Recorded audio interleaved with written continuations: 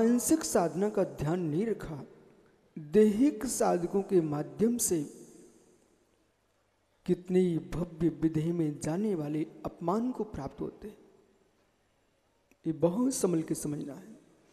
दैहिक साधना करने वालों के माध्यम से कहीं तप का मद आ गया, उस साधना का मद आ गया, बोले मैं बहुत श्रेष्ठ साधना कर रहा हूँ, वो बहुत श्रेष्ठ साधना करते करते और ये भाव आ गए कि मेरे जैसा साधक अन्य कोई जगती पर है ही नहीं। मित्र तुम कहाँ चले गए? 8 मदों में तप का भी मद होता है। वो मद जो होता है, मद जो होता है, जो मानवता को छत बिछत कर दे, उसका नाम मद है। जो मानवता को छत बिछत कर दे उसका नाम मद है। साधुता का नाश कर दे उसका नाम मद है। ज्ञानियों विवेक को नष्ट कर दे उसका नाम मद है। जब भी संसार में कहीं भी कोई विकल्प खड़ा होगा, आपके मस्तिष्क में वहां पर भावा पुत्र इतना ध्यान रखना, कहीं ना कहीं मान कसा स्पर्श कर रही है।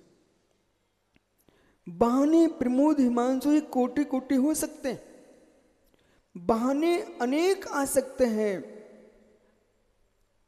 आयु क्रमवत जिस जीव का आयु क्रम क्षीण हो चुका है, किसी को बुखार का बहाना आएगा, किसी को दीवान से गिरने का बहाना आएगा, किसी रोग का बहाना आएगा, लेकिन सत्य है आयु क्रम क्षय न होता तो जगत में कोई बहाने काम नहीं करते।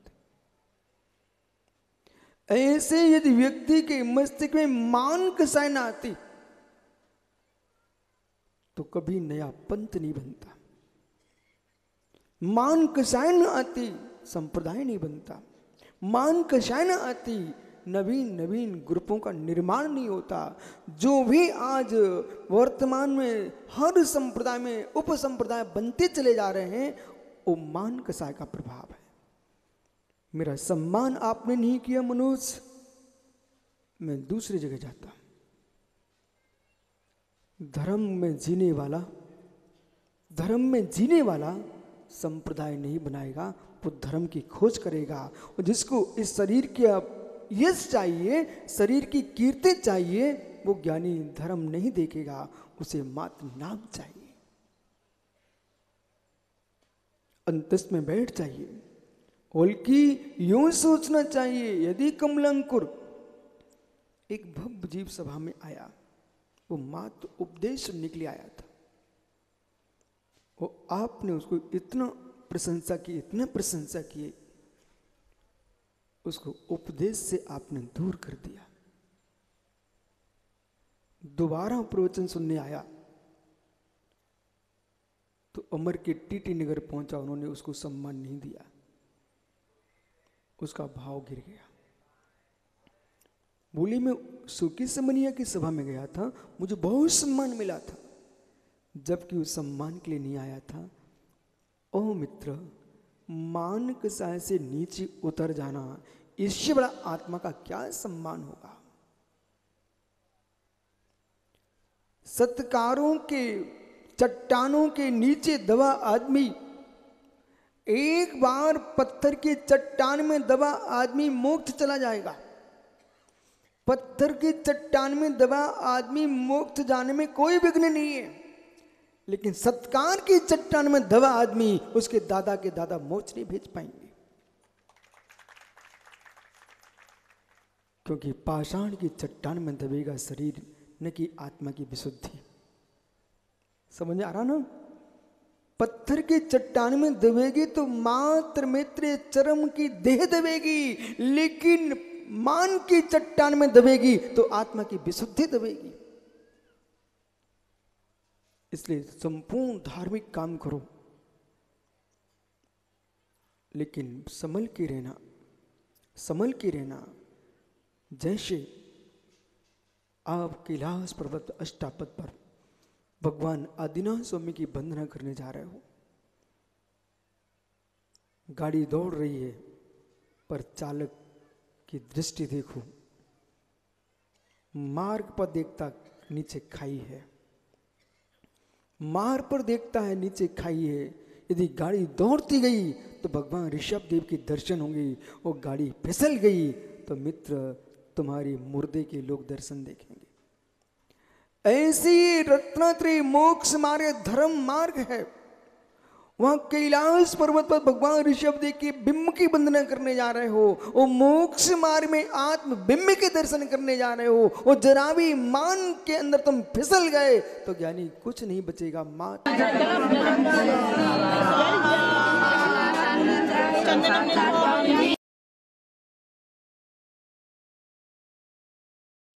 सम्मान पा लेना फिर भी श्रेष्ठ है।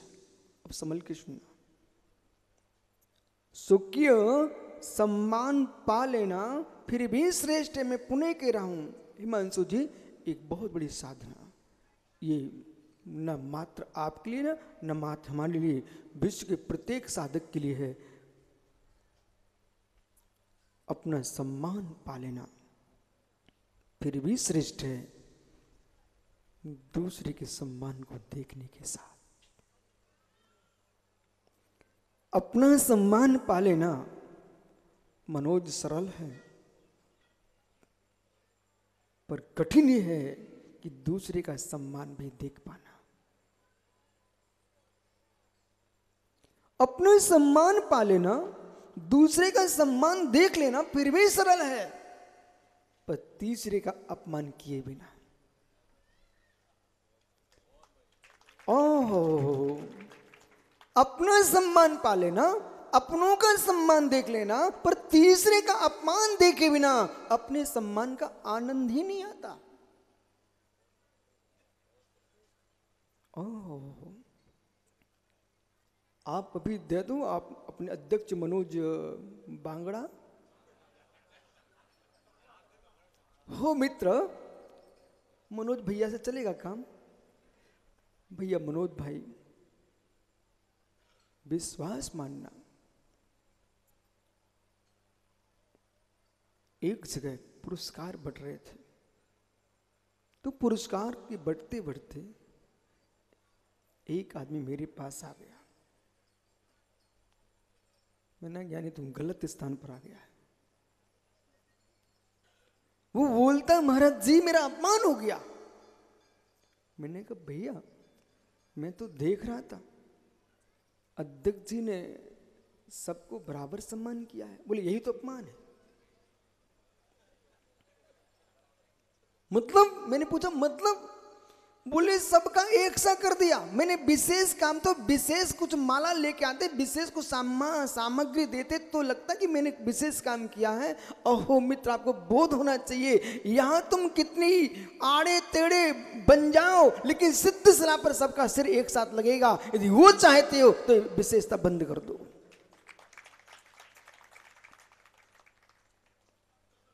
चाहे 550 धनुष के भगवान बाहुबली स्वामी हो, चाहे 3.5 हाथ का कोई सामान जीव हो, 7 हाथ के भगवान महावीर स्वामी हो, जब ये जीव निर्वाण को प्राप्त हुए तो सभी सिद्धों के मस्तिष्क बिल्कुल बराबर पर हैं और एक सिद्ध में अनंत सिद्ध विराजते हैं। ये अवगाहनाओं को देख करके अपने परिणामों को नीचे मत गिराओ।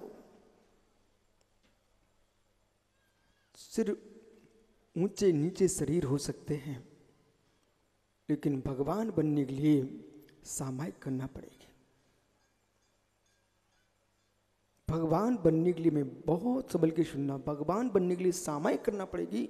और हे मानसू जी, सामायिक एक प्रकार की नहीं होगी, सामायिक 6 प्रकार की होगी। सामायिक करना पड़ेगी। और आप श्रावकों का कर्तव्य है, जो जो सामायिक करते हैं, श्रावकों का धर्म, मनोज मत देखना सुब्रत सागर का कद ऊंचा है तो संजन सागर का कद छोटा है। इस शरीर के कदों से मुनियों को मत देखना, रत्नात्रय धर्म से देश के सारे मुनियों को देखना।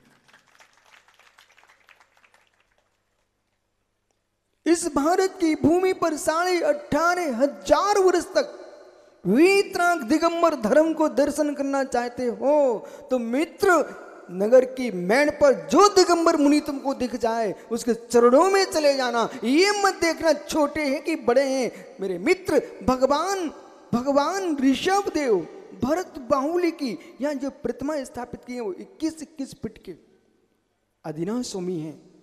तो मित्र, वहीं पर मैंने देखा पंचगढ़ में 5 इंच के भगवान यहाँ हैं। निर्मल भैया 3 इंच के भी भगवान लाए आप। है मित्र, यहाँ इतने छोटे भगवान और 21 फीट के आदिनाथ स्वामी, आप किनको नमस्कार करोगे? मैं अमर भैया से पूछना चाहता, मित्र ज्ञानी, वे 5 इंच 3 इंच के और 1 इंच के भी हो सकते हैं भगवान। आप मूल बद्री जाओ, कारंजा जाओ, हीरे की प्रतिमा, ओह सोने की प्रतिमा तनक सी। ज्ञानी तो गोमटेश बाहुली स्वामी के पास जाओ, 57 फीट के भगवान। तो 52 गजा के भगवान आदिनाथ के पास जाओ, 84 फीट के भगवान।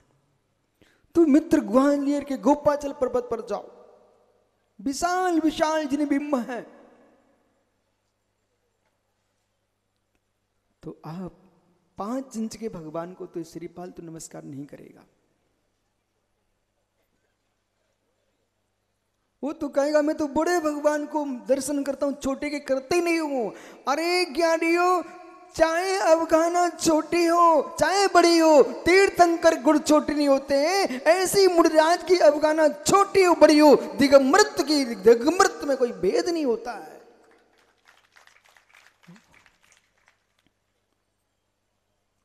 भेद साधुओं में नहीं होते हैं, भेद कसाय में होते हैं। टोंगिया जी, आपने अपनी वंदना के साथ, वो अमरचंद जी थे अजमेरा, ये पुराने लोग थे, मनिया जी, इन सब के साथ नगर में कोई भी मुनिराज पहुंचते थे, आप पहुंच जाते थे। अपने बेटे को आपने पूरी संपत्ति सौंप दी।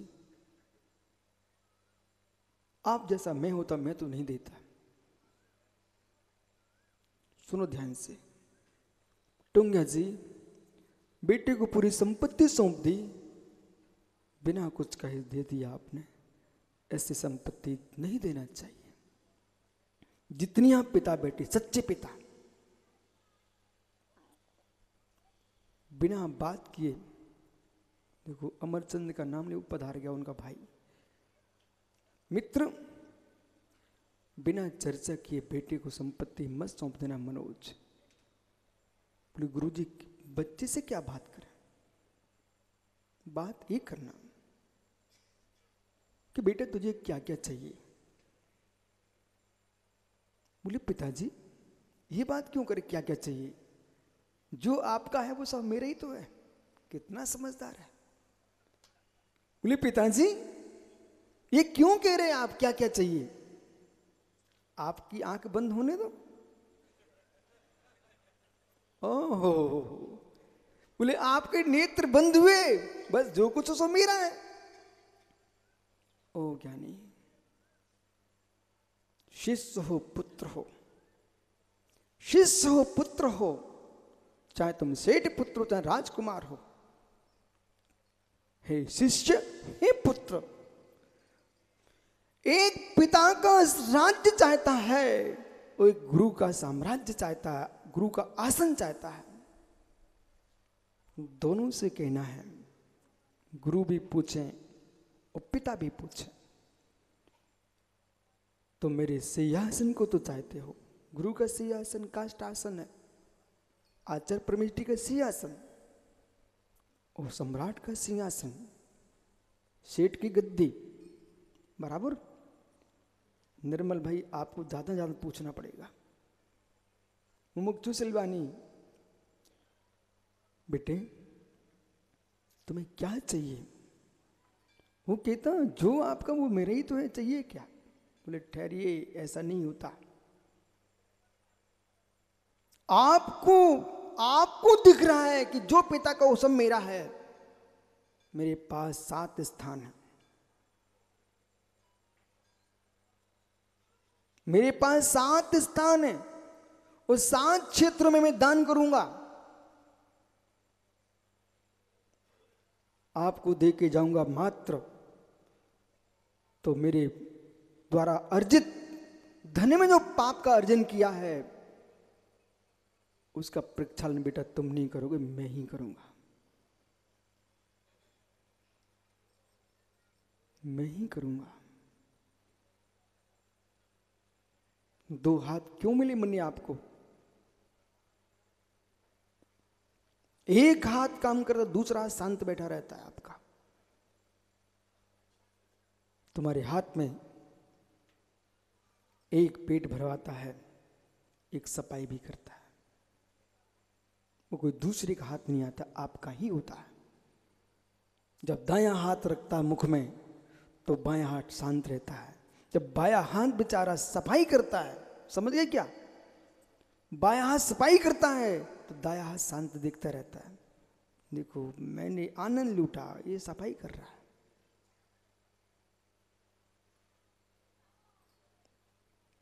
तुम्हारे पास 2 मन है,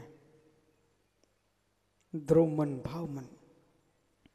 व्यक्ति कहने लगता है महाराज जी एक मन ऐसा कहता है, एक मन ऐसा कहता है। चित्त की धाराएं बदलती हैं, तो आप बोलते अपनी भाषा में 2 मन है, 2 मन है। जो पाप तुम्हारे मन ने किया है उस पाप को धोने किसका मन आएगा? टुंगन जी वृद्ध बसता है, जो पाप आपके मन ने किया है उस पाप को धोने के लिए किसका दूसरे का मन आएगा? पंकेन जलेन जनतम पंकम जलेन पदुस्ति चित्तेन जनतम पापम चित्तेन परिशुद्धि। जब भी कीचड़ होगा तो पानी से होगा, और जब भी कीचड़ धुलेगा तो पानी से धुलेगा।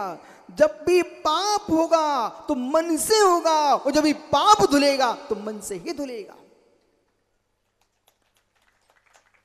पर का मन काम नहीं आएगा।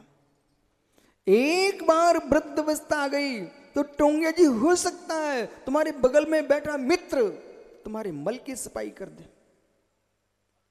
वृद्धावस्था आते समय हो सकता तुम्हारा बेटा मल की सफाई कर दे, परंतु मुमुक्षुओं कर्म मल की सफाई के लिए कोई बेटा काम में नहीं आएगा, तुम्हारा श्रम का परिणाम ही काम में आएगा। 2 मन है तुम्हारे पास। उस समय अब वो उम्र कह रही है, हिमांशु जी उम्र कह रही है, अब मकान संभालने के दिन नहीं, दुकान संभालने के दिन नहीं है, परिवार संभालने के दिन नहीं है, परिणाम संभालने के दिन है। अहो वृद्धो, भवन संभालने के दिन नहीं बचे, अब भावना संभालने का दिन है। भावना संभाल लिए तो अगला भव संभल जाएगा। अहो पिताओं, बेटा संपत्ति मांगे तो आपको सीधी संपत्ति देना नहीं है। बहुत सारे बेटे हमसे आज नाराज हो जाएंगे, उसकी मुझे चिंता नहीं है। बहुत सारे शिष्य भी नाराज होंगे, उसकी भी चिंता नहीं है। जिनवाणी कहते समय चिंता लेके आओगे तो जिनिंद की सत्य देशना की व्याख्या नहीं कर पाओगे।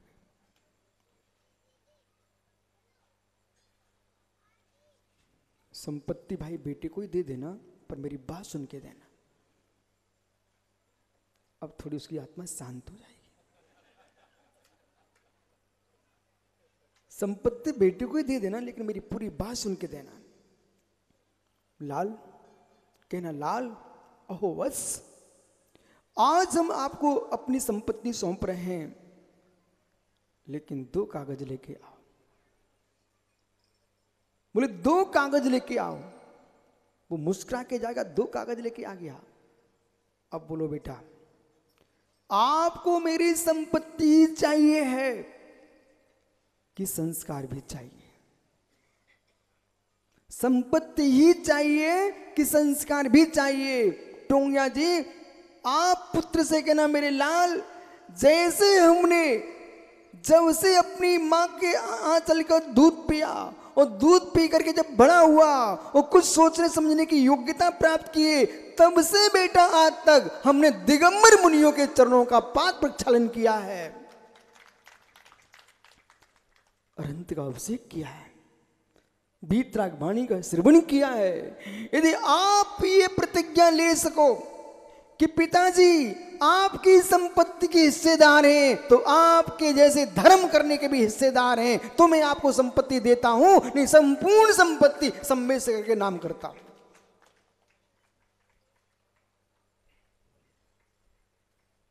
मैं तीर्थ के नाम करता हूं। बोले क्यों? यदि आप इतना कर सको, जैसे आपको मेरी संपत्ति का अधिकार दिखता है, ऐसे मेरी संस्कृति का भी अधिकार दिखना चाहिए। ये बात देश के प्रत्येक युवा के मस्तिष्क तक भेज देना हिमांशु। यदि पिता की संपत्ति के तुमको हिस्सेदार बनना चाहती हो, तो पिता की संस्कृति का भी तुम्हें पालन करना पड़ेगा। जैसे आपका पिता प्रतिदिन जिनालय जाता है, जिनाभिषेक करता है और अपने घर के द्वारे पर खड़े होकर के बिना भेद किए, चाहे मित्र अभिषेक को जब जाता है तो 21 फीट के भगवान हो, चाहे 550 धनुष के भगवान हो, सबको श्रद्धा से अभिषेक करता है। चाहे छोटे कद के महाराज हों, चाहे बड़े कद के महाराज हों, चाहे मोटे हों, चाहे दुबले हों, वीतरागी मुनि को नमस्कार करता है। यदि ऐसा करके आहार दे सको तो मैं संपत्ति आपको देता हूं, नहीं तो बेटा जो पड़ोसी का बच्चा भी ये प्रतिज्ञा लेगा तो मैं उसको दे दूंगा, लेकिन तुम्हें नहीं दूंगा। है ऐसे पिता एक आध कोई?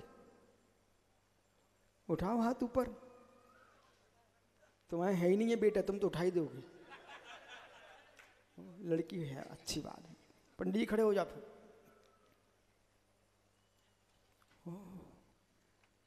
मुट्ठी सुपारी, अरविंद भैया खड़े तो।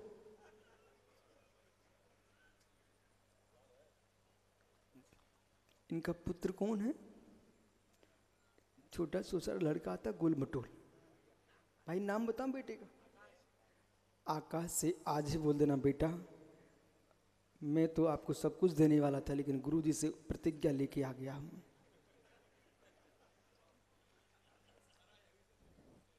आकाश से कहना, बेटा गुरुजी से प्रतिज्ञा लेके आया हूं।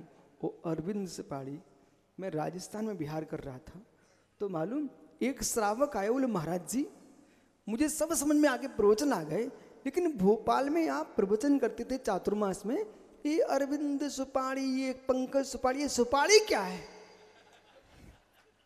देख भाई तेरा नाम पूरे देश में चला गया, आज एक नया नाम जाएगा कि अरविंद सुपारी अपने बेटे से जाके बोलेगा घर बोल देना। बोलने में क्या जाता है? क्या बोलोगे? बेटे मैं तुझे पूरी संपत्ति दूंगा, लेकिन तब जैसे मैं मुनियों की सेवा करता हूं बिना भेदभाव के, ऐसे बेटा तुम भी दिगंबर मुनियों की सेवा करना बिना भेदभाव के। पूरी संपत्ति का स्वामी तू होगा, बराबर? चलो अरविंद हम पता कर लेंगे, जरूर बोलना। अरे बच्चा बहुत अच्छा, मुस्कुरा के तुम्हारी प्रतिज्ञा पालन करेगा। तुम्हें विश्वास नहीं कि अपने रजबीर पर है विश्वास? तो बोलो गुरुजी बोलूंगा जाकर के। बहुत बढ़िया। हिमांशु खड़े हो भैया। ओ हो, जहां देखो वहां आपके सबको महल मकान दिखाई दे रहे हैं, ये ट्रक दुनिया के दिख रहे हैं। बेटे से बेटा तभी तक नहीं, मैं सब मुनि संगों में लगा दूंगा। बोले जैसे बिना किसी विकल्प के जहां वीतरागी मुर्जाज मिलते हैं और भोपाल की मेड़ पर, हे मित्र दायां हाथ भी काम में आता है, तो बायां हाथ भी काम में आता है। निश्चय व्यवहार दोनों नए काम में आते हैं। इसलिए प्रत्येक साधु जिस क्षेत्र में विचरण करेगा वो वीतरागी अरहंत देव के शासन का ही नाम लेगा, कोई कुशासनों का नाम नहीं लेगा। इसलिए प्रत्येक मुनि की हम सेवा करेंगे। बोल दोगे ना? नहीं करता तो है, अभी उसको दिख रहा है। विश्वास है ना? तो बस ये बोल के रखना बेटा, जो भी हम वसीयतनामा लिखेंगे उसमें ये साथ में लिखेंगे, ये संपत्ति तभी तक बेटे की है जब तक बेटा गुरुओं की सेवा करेगा। मनोज बागड़ा, क्या भांगा? भांगा जी खड़े हो जाओ। भैया बेटा है कि नहीं? 2 हैं, तो तुम तो और पुण्यात्मा हो। उन दोनों से कहना बेटा कि संपत्ति तो आपको दूंगा, लेकिन वसीयतनामे में ये लिखा होगा। बोले क्या? यदि आप बेतरागी निर्गंत मुनियों की, अरहंत देव की और जिनवाणी की आराधना करोगे तो तुमको संपत्ति का हिस्सा दिया जाएगा। और यदि नहीं कर पाए, जिस दिन तुम छोड़ दोगे उस दिन हम सबको बता के जाएंगे, उस दिन ये भूमि पूरी सकल जैन समाज की हो जाएगी। अब क्या करे? समय देखो कैसी प्रतिज्ञा देना पड़ रही हो। समय बदल गया। आज ओ अमर भाई, ये सोच रहा मैं बच गया। भैया खड़ा हो, खड़ा हो। मुखिया सुधर जाता दुनिया सुधर जाती है। पंचरतन, जो प्रतिज्ञा आकाश के पप्पा ने ली है, किसने? अरविंद भाई ने। वो तीनों आपकी प्रतिज्ञा है। बेटों से घर जाके आज जरूर बोलना है कि बेटा संपत्ति में आपको दूंगा, वसीयतनामा लिखूंगा, लेकिन जब बेटियों को भी तो बोल सकते हो, दामाद साहब को बोल देना, अपने दामादों से बोल देना पंकज। ओहो ओहो, और चौका तो बेटी लगाएगी ना। यानी आज ये चर्चा पूरे देश में फैलने वाली है कि भारत के मध्य में मध्य प्रदेश, और मध्य प्रदेश की राजधानी में यहाँ के भव्य श्रावकों ने क्या पवित्र नियम लिए हैं। अपनी संतान को तभी वसीयतनामा लिखेंगे जब जो देव धर्म गुरु की रक्षा करेंगे। बहुत बढ़िया। कारुसर कर लो दोनों तीनों। क्यों बैठ जाओ? आप कारुसर करके बैठो। अपने दामाद को, बेटी को बोल के रखना, जो भी मैं दे रहा हूं ये तभी तक आपका है जब तक आप देवसा गुरु की भक्ति में तल्लीन हो। बैठ जाओ। क्षमा करना, आप लोग खड़ा कर दिया हमने। मनिया पुत्र, तुम बैठे बैठे नमोकार पढ़ लो। और इतना अच्छे प्रेम से बच्चे से बोलेंगे वो तुम्हारी सुन ले जिससे। ठीक है? हाँ, बैठ जाओ। कारुसर करो। क्या नहीं? ऐसा आपको लग रहा है कि बात यहां हो रही है, पर मुझे विश्वास है जो जो भव्य जीव देश में सुनेंगे वे सभी आपके नाम पर ताली बजाएंगे कि आज भारत में कुछ नया काम हुआ है। आज कुछ नया काम हुआ है। लेनो भैया, आपसे ही कह रहा हूं, इकलौते हैं तो ध्यान रखना, बोल देना उनसे। पर मुझे विश्वास इस बात का है, इस बात का है, शेर के बच्चे को, सिंह के बच्चे को कभी सिखाया नहीं जाता कि हाथी के दांत खींच के लाओ। सिंह के बच्चे को कभी सिखाया नहीं जाता है कि बेटा तुम हाथी के दांत खींच के लाओ। वो सिंह का बच्चा स्वयं सीख के आता है। पर्याय के प्रत्यय सत्य है। सच्चे जैन कुल में उत्पन्न हुआ बच्चा, उसे कहना नहीं पड़ेगा बेटा भगवान की भक्ति करो। यदि सच्ची संतान होगी वो मेरे मित्र भगवान को क्या नमस्कार ही नहीं, प्रभु के सिर पर लग के नाचेगी। संस्कार होगा मैं, पर शर्त होगी जैसे धर्म में मैं लगा हूं ऐसे धर्म में आप लगे रहे तो संपत्ति तेरे नाम रहेगी, और नहीं लगा तो संपत्ति मंदिर के नाम चली जाएगी। अब मैं आपसे पूछना चाहता हूं आपका क्या विचार है? तो भैया खड़े हो जाओ।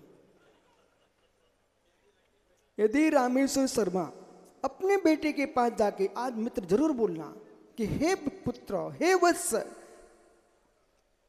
मैं जो भी विधायक से, जो भी पिता की हमारी संपत्ति मिली है, हमारे पुरुषार्थ से अर्जित की है, बेटे तेरे नाम होगी, लेकिन शर्त है जैसे हमने संप्रदाय के विकल्प छोड़ करके सबके साथ रह करके देश के विकास का विचार किया है, जैसे मैं निर्गंत मुनियों के चरणों में जाके नमस्कार करने पहुंचा हूं, ऐसे मुनियों, श्रमणों के, साधुओं के पास तुम बेटे जाते रहे और धर्म अहिंसा का पालन करते रहे तो संपत्ति तेरे नाम है। पक्का? देखो भाई, विधायक जी भी ठीक समय पे आए। तो भाई पिता ने नाम तुम्हारा रामेश्वर रखा है, आपको मालूम है? जब तुम दुनिया का नाम भूल जाओ तो अपने नाम की माला फेरना शुरू कर देना। बैठ जा भैया। भो भी तो जिसको संसार से डर लगना चाहिए, पापों से डरना चाहिए। आज मालूम, कोई किसी का अपमान कर देता है, किसी महात्मा ने किसी महात्मा का अपमान कर दिया, इसका मतलब है इनको पाप से डर नहीं लगता, भव से भयभीत नहीं है। भाई किसी के कीने में आकर के किसी महात्मा का अपमान मत कर देना, कभी नहीं करना। श्री पाल ने 700 मुनियों पर कचरा फेंका, 700 लोगों ने प्रशंसा किए, गलित कुष्ठ हुआ था, सबको मालूम है। भवत भी तो सुधी भवत भी तो हतंद्रालु, प्रमाद रहित संपूर्ण विश्व का विकास पंकज निष्प्रमादी के हाथ में है। प्रमादी के हाथ में कोई भी प्रकार का विकास नहीं है। जिसका स्वयं दिन के 12 बजे उठता हो और जब सूर्य सिर पर आ जाए, वो क्या अपना विकास करेगा, क्या दूसरे का विकास करेगा? मेरे मित्र, विकास चाहिए तो ब्रह्म मुहूर्त में उठना पड़ेगा। बुद्धि का विकास, जिनके यहां सूर्य आके जगाता है उनका तो ओम नमः सिद्धेभ्यः है। वे धन्य पुरुष हैं ऋषभ, जो सूर्य को जगाते हैं। साधु पुरुष होते हैं, उन्हें सूर्य कभी नहीं जगाता, साधु पुरुष सूर्य को जगाता है। सामायिक चाहिए। फिर गुरु महाराज क्या कहेंगे? देश का, राष्ट्र का, समाज का, धर्म का, शिष्य समुदाय का बेटा जैसे हमने ध्यान रखा है, सो आत्मा के कल्याण के साथ वैसे तुम ध्यान रख सको तो सिंहासन तुम्हारे लिए है। पौधा भी दिखता है तो मुझे पूरी बहुत दिखाई देती है। तीर्थंकर भगवान भी आहार को निकले थे तो कोई श्रावक नहीं तो आहार दिए थे। जितने देश में महात्मा बढ़ जाएंगे तो उनको पेट भरनाने के लिए किसान भी चाहिए, श्रावक भी चाहिए, और आकाश की ओर भी देखते रहना, पानी की बूंदें भी चाहिए। इसलिए आज मनिया भारत सरकार को लिखना पड़ता है दीवार पर, पानी की रक्षा करो, बूंद बूंद की रक्षा करो। भगवान ऋषभ देव ने करोड़ों वर्ष पूर्व, जब देश में कृष्ण का जन्म नहीं हुआ, राम का जन्म नहीं हुआ था, महावीर का जन्म नहीं हुआ था, उसके पहले करोड़ों वर्ष पूर्व ऋषभ देव कह के चले गए थे, जैसे घी और तेल का प्रयोग करते हो ऐसे पानी की रक्षा करो, बूंद बूंद की रक्षा करो, बूंद बूंद की रक्षा करो। एक बाल्टी से काम चलता रामेश्वर जी, 4 बाल्टी नहीं बहाना, बिल्कुल नहीं बहाना। उधर पानी की रक्षा होगी, जीवों की रक्षा होगी और देश में सबको पानी मिलेगा। जाओ, प्रभु आने वाले हैं और भगवान की चर्या इतनी विशुद्ध प्रणामों से कराना, कोई आर्त तो ध्यान नहीं करना, आर्त तो ध्यान नहीं करना। और जैसे प्रभु निकले गदगद भाव से भगवान की महान भक्ति से, नब्दा भक्ति से प्रभु को आर देना। भगवान महावीर स्वामी की आत्म परिभाव भिन्नम आत्मा स्वभावम परिभाव। देखिए सभी बैठे रहो, भगवान निकलेंगे अभी। आहार चर्या के लिए भगवान निकले, अभी सभी बैठे रहो। और पहले हम आदरणीय हमारे जो विधायक हैं आचार्य श्री रामेश्वर शर्मा जी वास्तव में बहुत धार्मिक हैं, धर्म में बहुत आगे रहते हैं और ये क्षेत्र भी उन्हीं के अंतर्गत आदरणीय रामेश्वर शर्मा जी के पास पहुंचे थे, सागागिरी हिल्स के। इन्होंने इतना सहयोग किया, हम लोगों का इतना सहयोग किया कि जैसा सहयोग आप लोगों को चाहिए हमारी ओर से पूरा का पूरा सहयोग आपको दिया जाएगा। और यहाँ भी उन्होंने भरपूर सहयोग किया है। इसी तरह से क्योंकि जो धर्म के क्षेत्र में आगे बढ़ता है, धर्म से उनकी भी रक्षा होती है और हर मंदिर में उनका सहयोग रहता है। वो संपूर्ण समाज के हैं, इसलिए पूज्य आचार्य श्री ऐसा आशीर्वाद दें, ऐसा आशीर्वाद दें उन्हें कि दिन रात वो तरक्की करें और इसी तरह से धर्म की रक्षा करते रहें। और हिमांशु फाउंडेशन का भी अन्नपूर्णा काम करीब 1000 लोगों को डेली भोजन हमारे प्रमुख हिमांशु कराते हैं और वो उनका उद्घाटन भी आदरणीय हमारे रामेश्वर शर्मा जी किया था। एक श्रीफल रामेश्वर शर्मा जी और आशीर्वाद लें गुरुवर के चरणों में चढ़ा करके। हाँ रख दो। नमोस्तु भगवान, नमोस्तु नमोस्तु। हमारे आदरणीय मनिया जी जो कुबेर हैं यहाँ के, वो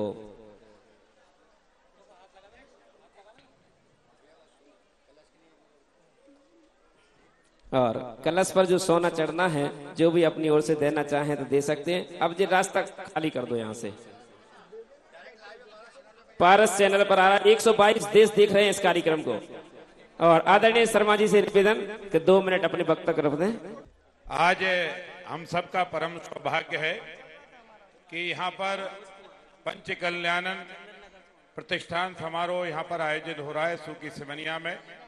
यहाँ की जैन समाज की बड़ी प्रतीक्षा थी और आचार्य श्री जी ने जो हमको स्नेह, आशीर्वाद और धर्म मार्ग पर चलने की जो प्रेरणा दी है, मैं भी वचन देता हूं कि हम कोशिश करेंगे।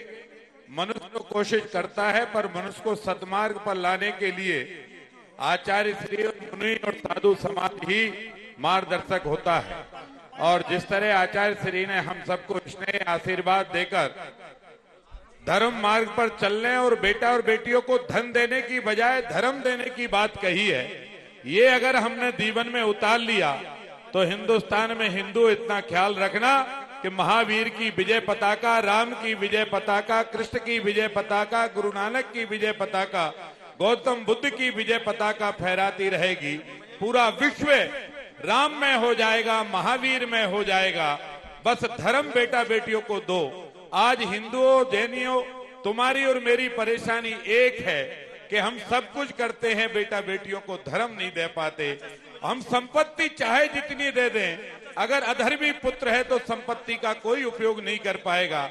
अगर धार्मिक पुत्र है तो संपत्ति नहीं होने के बाद भी संपत्ति भी अर्जित कर लेगा और धर्म की संपत्ति भी स्थापित कर लेगा।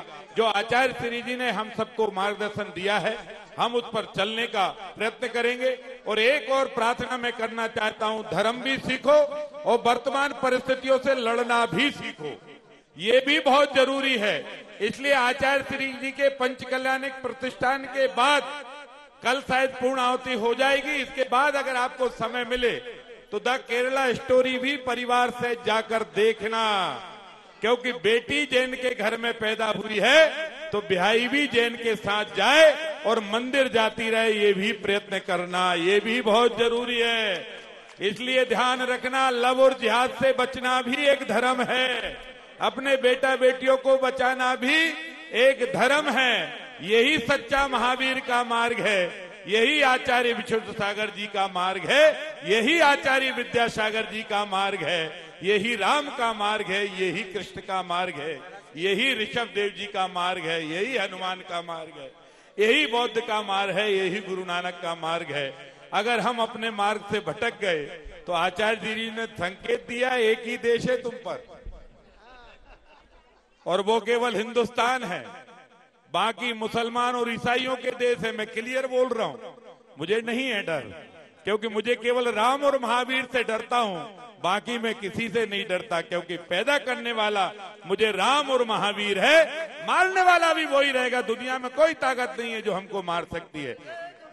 और इसलिए यही प्रार्थना आपसे करना चाहता हूं कि अपने मार्ग पर, सत्य मार्ग पर, धर्म मार्ग पर बेटा बेटियों को चलाओ वर्तमान परिस्थितियों से लड़ना सिखाओ और इतना ध्यान रखना, धर्म मार्ग पर चलते हुए वर्तमान परिस्थिति में जीना भी सीखना होगा।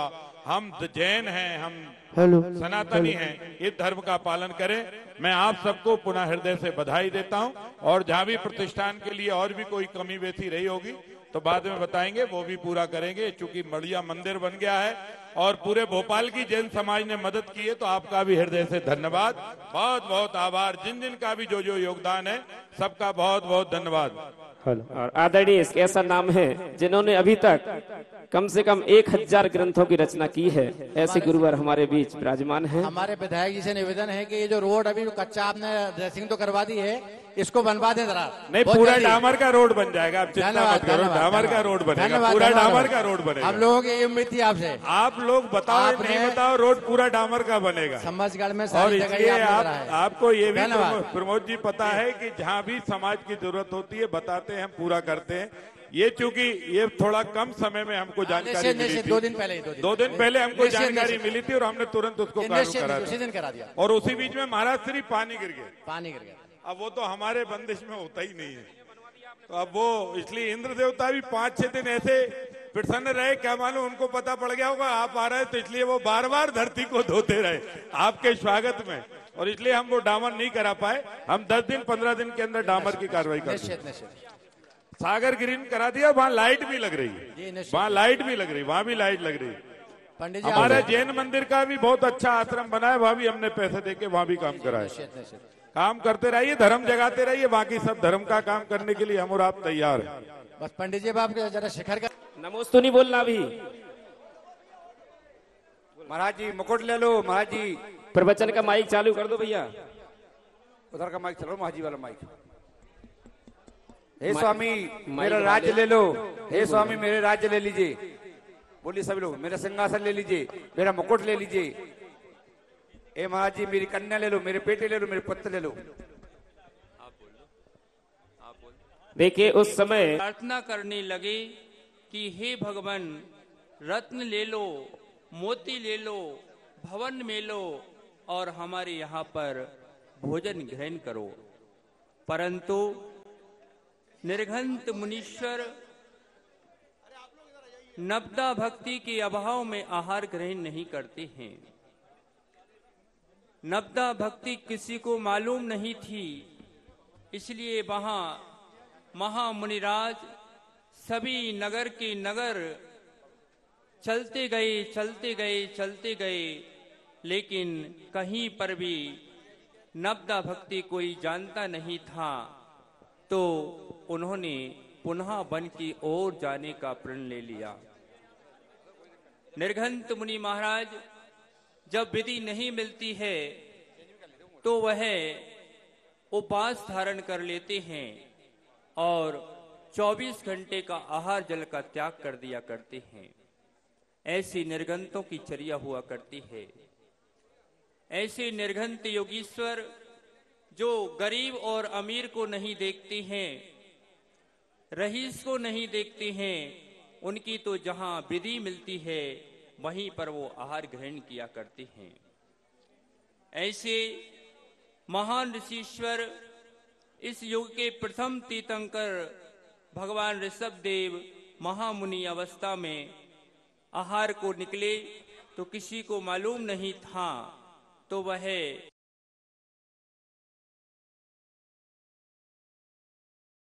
वन की ओर लौटने लगे तो सभी के मन उदास हो गए। पुनः उन्होंने माहें तक भी उपवास करते गए, परंतु उनका एक भी बार आहार नहीं हुआ।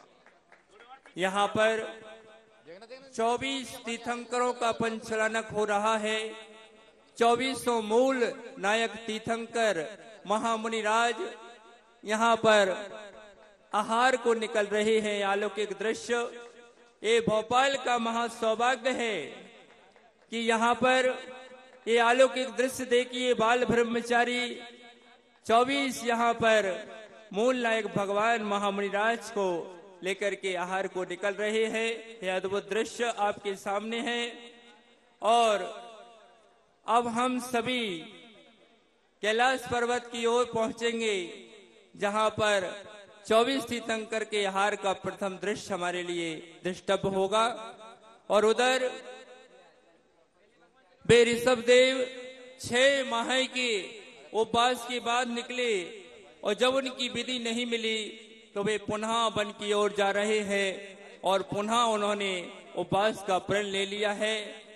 और इस प्रकार उन्होंने 13 माह तक उपवास किए। 13 माह के उपवास के उपरांत वे महामुनिराज पुनः जब बाहर को निकले और हसनापुर की ओर जाने लगे, तो हसनापुर में राजा सोम और श्रेयांश निवास करते थे। उन्हें अर्धरात्रि में स्वप्न दृष्टव्य हुए, और उन्होंने स्वप्न का फल जब जाना तो मालूम हुआ कि आज कोई महापुरुष का आगमन इस नगरी में होने वाला है।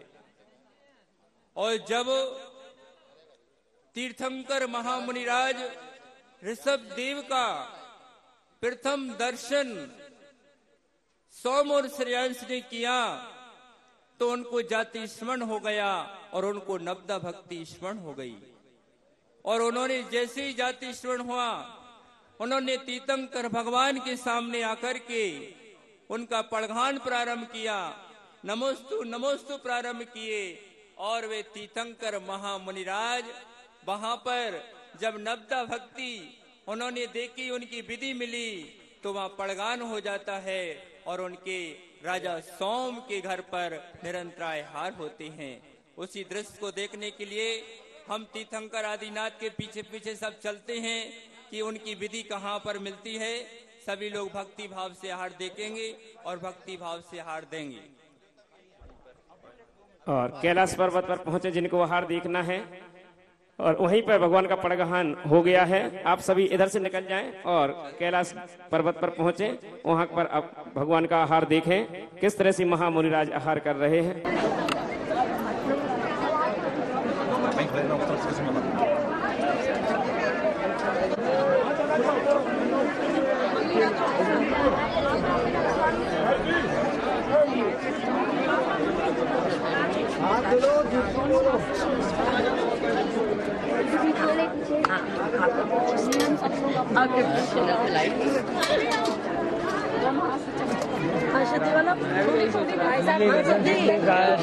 कितना ना पूरा जाएगा। वचन सूती गाय सूती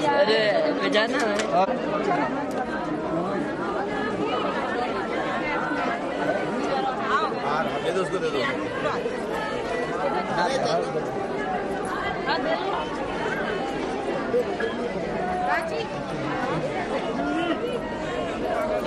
आप भी आ रहा है, आप भी आ रहा है।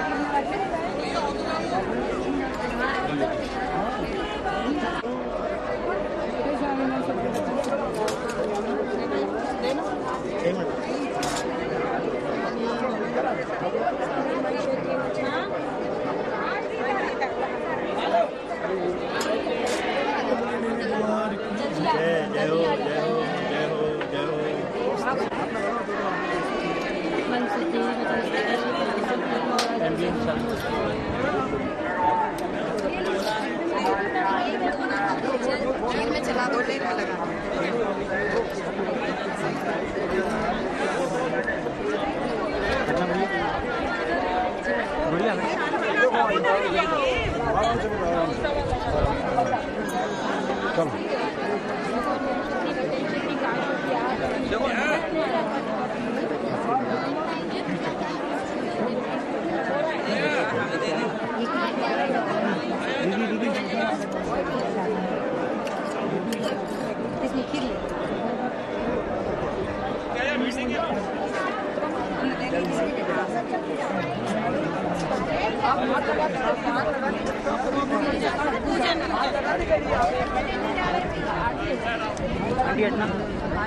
आंटी अरे आंटी साइड हो जाओ, आंटी साइड हो जाओ।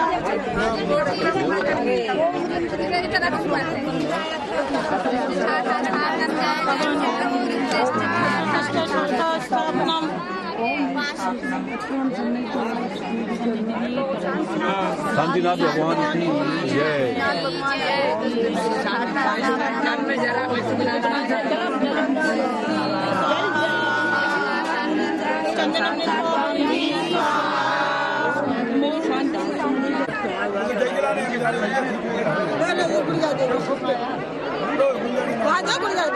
अरे हाँ तो मम्मी स्वामी मन शुद्धि वजन शुद्धि काल शुद्धि